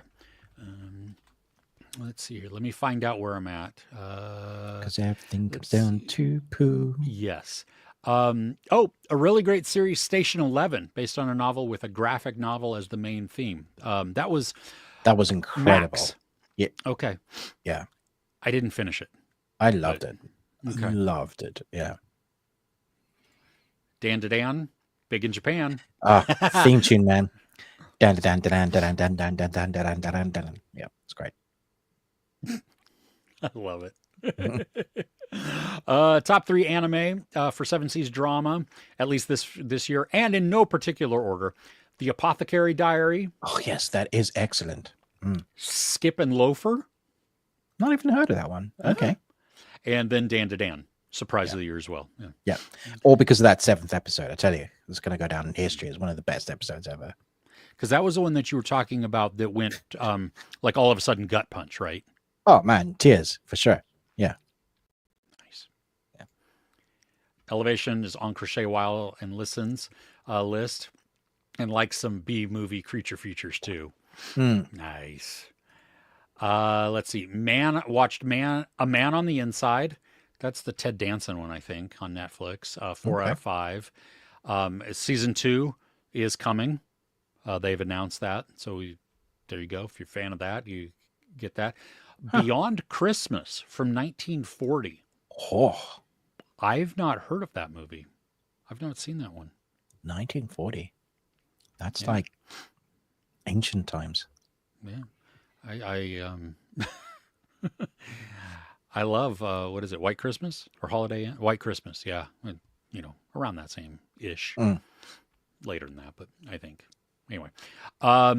Okay, so Crochet While and Listen also watched Creature Commandos, episodes 1 through 3. Only 2 out of 5. Pretty basic. Wow. Really? Hoping he moves it along better now since he has introduced all the characters. Okay. Interesting. Okay. Yeah, that's sad to hear. Okay. Thoughts on The Great Escape from 1963, and then Count of Monte Cristo from 2025. 2024. I was going to say, it has been forever and a day since I've seen The Great Escape. Yeah, agreed. I like I don't know which Count of Monte Cristo, but not 2024. I like the one with, is it Jim Caviezel? Yes. Yeah. And Memento guy. Yeah, I really like that. I thought it was good. Yeah, that's a great one. Jim Caviezel's a But doodle now, though. The book is on another level. Brilliant. Yeah. Okay, so this one, it is, I don't know if it's available in the U.S. Same story. It's 3 hours long. Ooh, it looks to be French. Yeah. Okay. So actually could be very good. Yeah. Because it's I mean, you know, you don't have American actors playing no, playing exactly. French. Yeah, more authentic, yeah, for sure. Yeah, I have not seen it though, and I don't know. I'm trying to see if it's. Yeah, I was gonna say I hadn't even heard that they were making the one. That definitely hasn't come like around us. Yeah, it said, according to IMDb, we'll go with that, that it was available as of yesterday. Oh, but it is not playing anywhere near me. Yeah, so it's probably going to be something that I'm going to have to wait till on demand or streaming. Okay. General, have you watched it though? Have you watched Count of Monte Cristo? I'm curious if you saw it or if you want to know before you dive in 3 hours. The story itself is phenomenal. So yeah. Crochet While and Listens Poo of the Week. No Good Deed. Season 1. 2. One of the shows is just too stupid for you. I get that. I kind of liked it. Middle of the road. Did you end up watching it at all? No, I watched the first episode and I was done. Yeah. Okay. 7 Seas Drama also also watched A Man on the Inside. For them, it's 3 out of 5. First half really good. Second was a bit meh. Changed focus and it almost became a different show. Interesting. Okay. I wonder what they're going to do second season about then. Yeah, I don't know. I was just turned off because it was more of a American production. So. Okay. Yeah. You want to talk about the movie we watched together? Yeah, absolutely. Okay. We watched a Christmas movie. Yeah. On just like Die Hard's a Christmas movie. So is this movie. Yeah, I mean, Uh, this takes place at Christmas time. There are Christmas trees. There's Christmas songs there's playing, Christmas songs playing. Yeah, there's stuff happening. There's Christmas present. Well, there's birthday presents. and Uh, Christmas presents and Christmas presents. because he drives through Oh yes, and a Christmas them. dinner as well.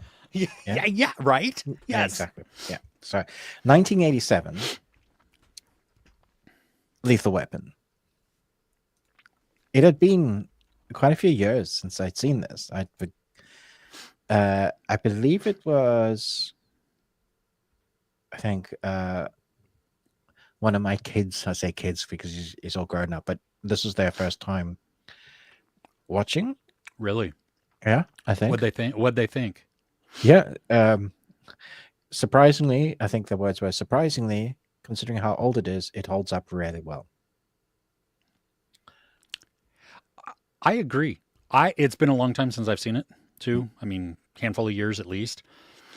I think we might piss some people off because you and I talked about this off air, but Mhm. this is the better Christmas movie between this and Die Die Hard. Hard. I agree. Yeah.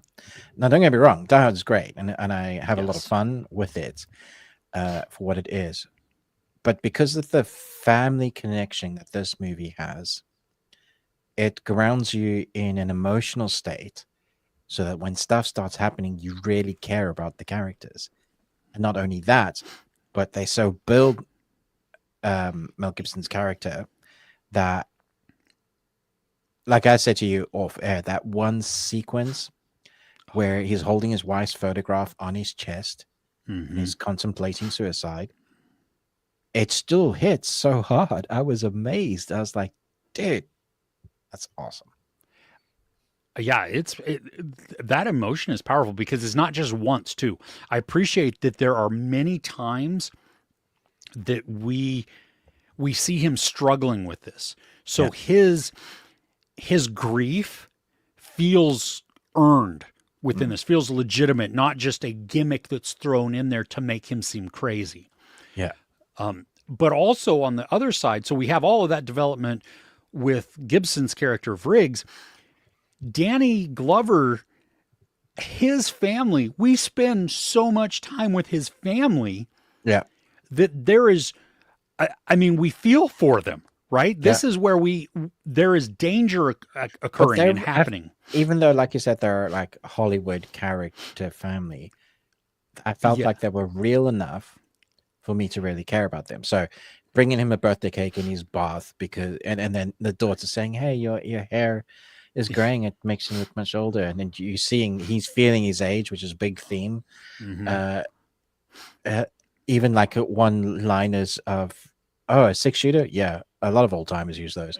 They're just like quips at digging, like, "Oh, we're too old for this shit," which comes into So like much. so much throughout the whole series. His And midlife other crisis. movies.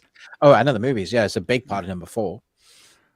Well, but He's outside of the Lethal Weapon, oh yes, I, yeah, it's used now yeah, as yeah. The daughter, the eldest daughter, having this like crush on Mel Gibson. You know, all of that is really real. Like you totally see that happening. Do you really like my wife's cooking? All of that just solidifies them as a real family. no, So when they're put in peril, you're like, yeah, kick their ass.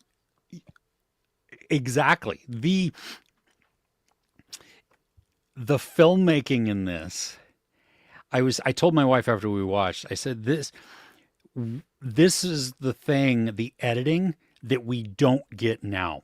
Mm. The longer takes, them walking in as they first been introduced as partners, as they're walking to the car and having their conversation, like where the six shooters comes in, we get probably, I don't know, 20 seconds of them walking like in shadow, far away from the screen. I Yeah. mean, or camera. You know what I mean? They're dwarfed in this parking garage as they walk, and then it goes to a close up. Yeah. And some of the fights. Now, so, yes, they do some quick cuts and stuff like that, but a lot of it isn't that way. We get so many patient shots on things, so it's not every 3 seconds something is cutting. This is, longer sequences to allow us to become part of the scene, to take it all in Mm. and just, see what the actual filmmaking is. Then, though, you have the quintessential late 80s type of guitar, sax. Love it. Um, oh my gosh. Love it so much. Like, I recently rewatched Manhunter with Michael Mann, and the same type of thing there, too. You know what I mean? Some of these that just, that's the, that's the stuff that, that comes into play, and it adds that ambiance to it that you can't do now. Exactly. Yeah. It was it was it was almost too on the nose, but I really appreciated the score. Like there are moments where the sax would come in because Mhm. we're looking at a photograph. There are moments would come in because we're about to have that action scene. But that just says it is a character. Like the fact that you can hear the motif Mhm. is so well done. The only real like it's aged in some parts, and that Sure. was always going to happen because of it's literally aged.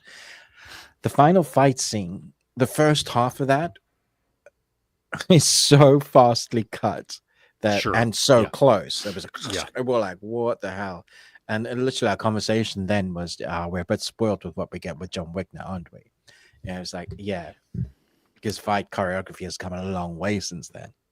Oh yeah. Well, and you add in the fire hydrant, all the water that's coming down, the myriad of lights around them. So Yeah, it's and with yeah, the lens, it's also creating the bokeh effect, but then yeah, also just water on the lens and the yeah. whole. Like so, I was like, I could barely see what's going on, but then thankfully, the second half of the fight, they do have a wider shot, and we get to Mm. see that they're just it's gone from pretty fighting just to who's going to last.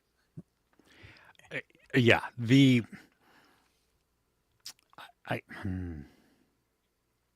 I liked I love not I love the character arc of Mel Gibson's character, but also the dynamic between he and Danny Glover. Yep, that's As what sold those movies.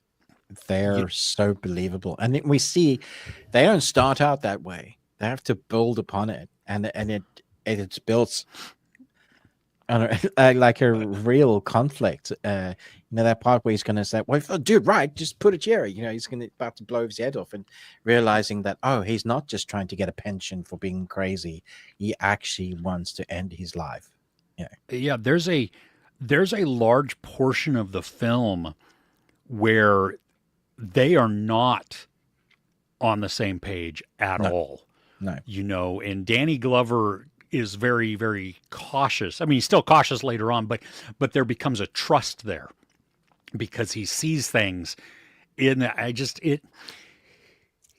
we don't get a lot of these types. We get a lot of these types of movies now, mm, but I don't think we get a lot of them that spend the time building out the characters both individually and collectively so that when we get the payoff, it feels so earned. mm.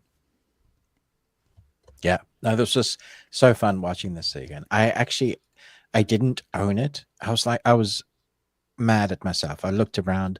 I couldn't. I was like, I don't own this. What? So I now have all four digitally. I was Nice. like, yeah, I want to Nice. watch the rest now because I so love their dynamic. Yeah. I I I own it on DVD, but I rented it because I didn't want to watch it in DVD form. I wanted Right. I wanted a higher quality. It was so much fun watching that again. Yes, that was. That put me in a better mood considering the poo I'd watched this week. It did me too. I Mm, I was having a lot of fun with this, and I was surprised at how invested I was within the movie still. mm. Even though like there are parts where it's like, "Oh yeah, this is coming," but then some of it is like, "Oh, I forgot about this."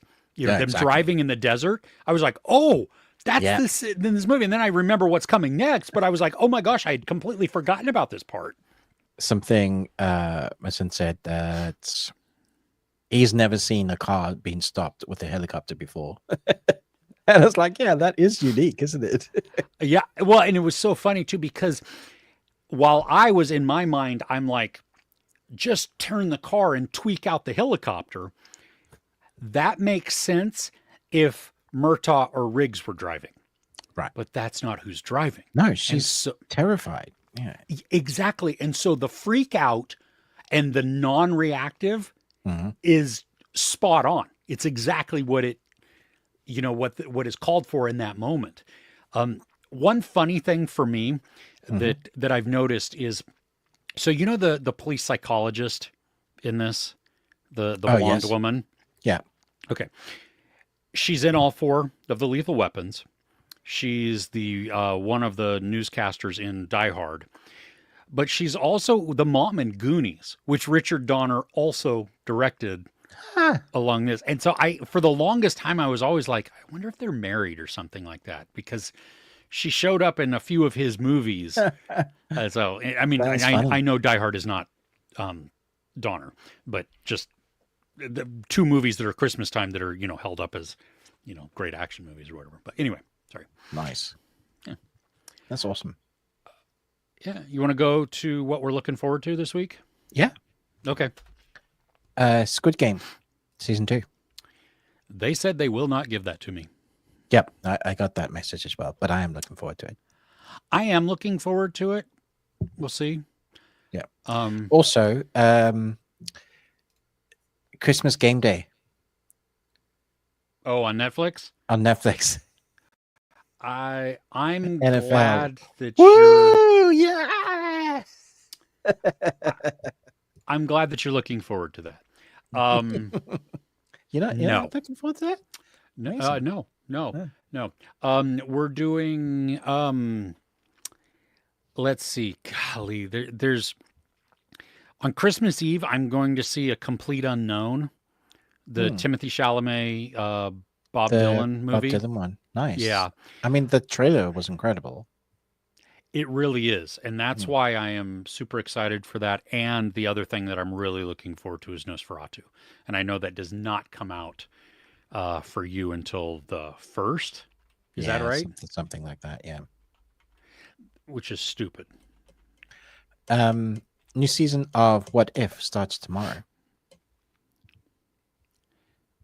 Oh, is that the Disney That's thing? the alternate animated Marvel series from Marvel, yeah. Which has been really fun. Probably better than the movies, to be honest. Yeah. Okay. Yeah, I'm don't care. I'm just at that point. It's been hard to watch anything on Disney too. Yeah. Like I've not been impressed by any of their saying that, Skeleton Crew, I'm all up to date. There's 8 episodes in total for the season, but I've seen the first 4 and it's continuing to impress me. But I'm still under the opinion that's because there's been so much shocking stuff from Star Wars and Disney that it might not be great, but it's just good. But I'm just impressed that it's good. Gotcha. Okay. Yeah. And it definitely feels like a Goonies adventure in space, which is great. Yeah. Oh, that helps. Yeah. Okay. Yeah. Let's do hit up the chat and then we can say ta-ta. Ta-ta. Ta-ta. Okay. Okay. So going back to Count of Monte Cristo, the French version, the long 3-hour one. General has not seen it yet. Heard a lot of good things. Yeah, the book is great. Okay, yeah. If you end up seeing it before we do, General, please let us know. Because I mean, 3 hours to invest. We did watch. Ruben and I did watch an almost 3-hour movie this week for Patreon, and I would like to know if it's going to be good. If it's a 3-hour movie. So yes, indeed.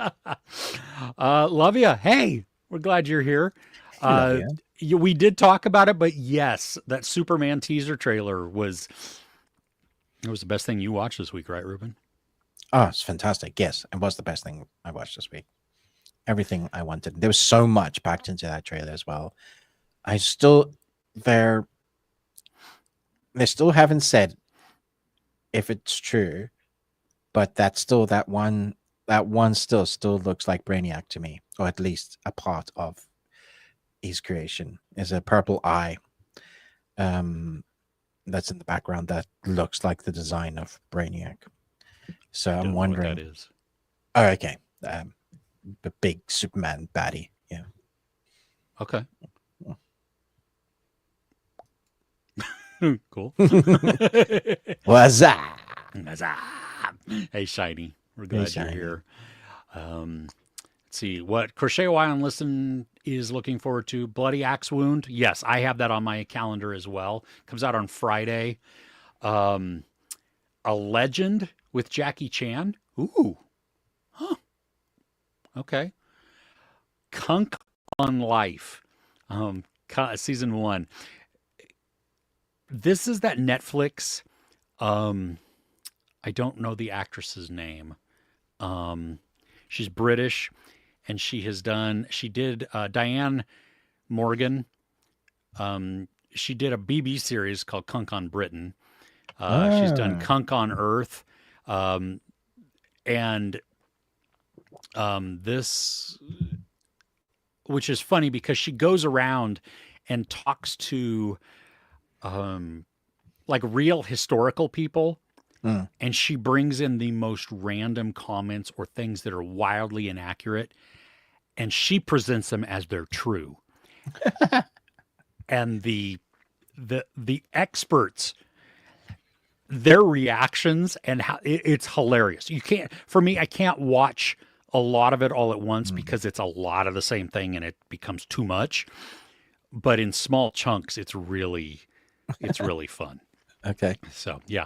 Let's see. Sakamoto Days, a new anime coming to Netflix early January. They're going to be releasing it weekly, though, I believe. So. Oh, okay. Okay. All right. Ruben, you're going to have to answer this one because Therma Nova Roma was excellent. That was such a unique anime because of it's like time traveling.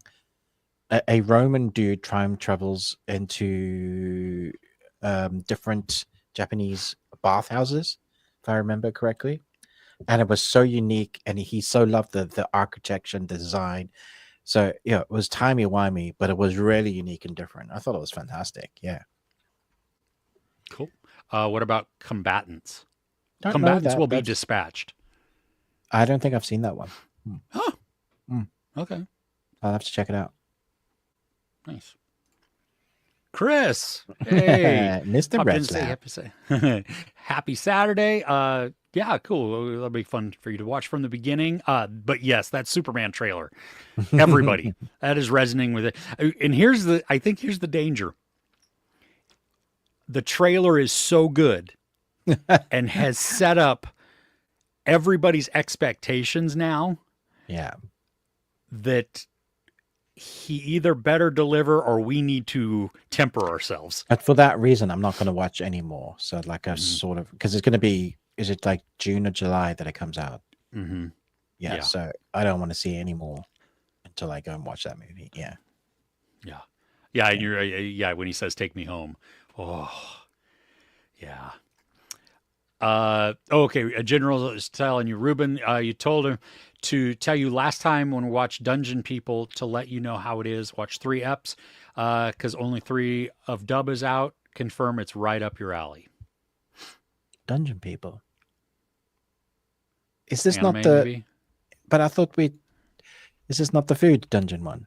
Dungeon People. Delicious in Dungeon. Delicious. In no, Dungeon. this is. Oh, this is a different one. This is This is a series. Donjon no Naka no Hito. Dungeon People. It's in the U.S. It's just on Prime to rent. 12 episode series. Oh. Yeah, Prime.com. Okay. Based on fantasy manga. Dungeon People. Okay. Adding this to the list. Thanks. Cool. Oh, you got Crunchyroll for a year for Christmas. That's fun. Nice. That's awesome. Oh, your son got you Crunchyroll. Nice. Gonna be binging a lot of them that you haven't seen. That's fun. That's such a great Christmas present. I used my son's, my youngest's Crunchyroll Anime account. subscription. Yeah, to watch. There was something we had to watch, and it was only available on Crunchyroll, and I was Oh, like, really? I don't want to pay for this because Paprika I'm or not going to something. use it. No, No. that one was on like Prime or something like that. Oh, okay. Yeah, no, this was earlier in the year, or Right.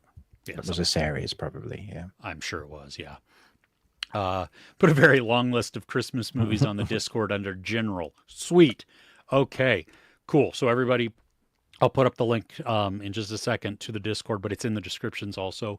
But so under General, where they're streaming in the U.S. right now, if you've missed any, please add to it. Cool. This is great. Here is the Discord, just so everybody can see it really quickly. Let's see here. Bunny Dojo. Trailers inspired to read the original comics that Crypto's in. Ooh, Oh, any nice. recommendations? Do you own them? Wow. I don't know. Do you have any recommendations of the original comics, or you just I think the only time I saw Crypto was in like an animated form.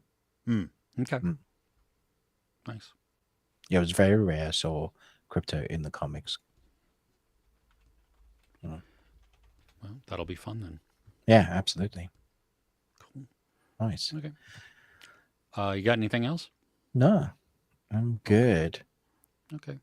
Well, everybody, thank you so much for joining us. Appreciate it. All your eyeballs, your earballs, whether you're watching it live or if you're on the replay, we thank you. Even on the podcast, don't forget to like, share, subscribe. Ruben with the Ruby Tuesday, me, Chris, Movies and Munchies.